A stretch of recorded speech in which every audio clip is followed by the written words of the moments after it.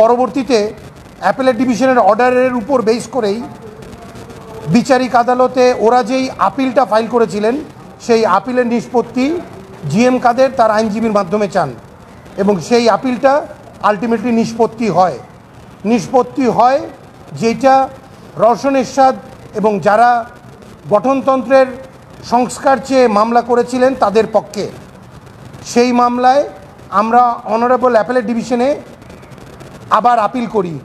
আজকে সেই আপিলের নিষ্পত্তি হয় এবং আমাদের প্রেয়ার ছিল আমরা যেন অনারেবল অ্যাপেলেট ডিভিশন একটা আমাদেরকে ডাইরেকশন দেয় যে বিচারিক আদালতের মামলাটা সামনের 3 মাসের মধ্যে বা 2 মাসের মধ্যে নিষ্পত্তি করা হয়। অনারেবল অ্যাপেলেট ডিভিশন আমাদের এই আদেশটা, আমাদের এই প্রেয়ারটা গ্রহণ না করে আমাদের আপিলটা রিজেক্ট করে দেয় এবং বলে হাইকোর্টের মামলাটাই দ্রুত নিষ্পত্তি করার জন্য এবং সেইখানেই যেন দ্যাট মিন্স হাইকোর্টে যেন আমরা বলি যে নিম্ন আদালতে যেই মামলাটা পেন্ডিং তা যেন সামনের একটা নির্ধারিত টাইমের মধ্যে নিষ্পত্তি করে দেয়। হাইকোর্টের রুল না আপিল, ওনারা আপিল করেন হাইকোর্টে, সেই আপিলটা এখনও পেন্ডিং আছে, সেইটাকে নিষ্পত্তি করার একটা আদেশ অনারেবল অ্যাপেলেট ডিভিশন আজকে দেয়।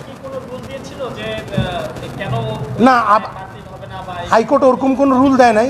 হাইকোর্ট ওই আদেশটা কেন বাতিল হবে না সেই মর্মে একটা রুল দিয়েছিল, আর ওই আদেশটাই ছিল জিএম কাদের যেন জাতীয় পার্টির চেয়ারম্যান হিসেবে ওর দৈনন্দিন কাজ না করতে পারে।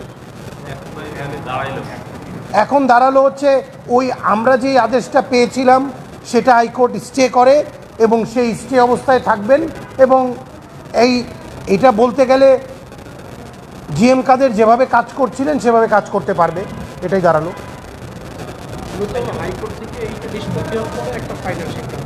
হাইকোর্ট থেকে নিষ্পত্তি হওয়ার পর এটা ফাইনাল সিদ্ধান্ত হবে যে উনি কি আসলেই কাজ করতে পারবেন কি পারবেন না।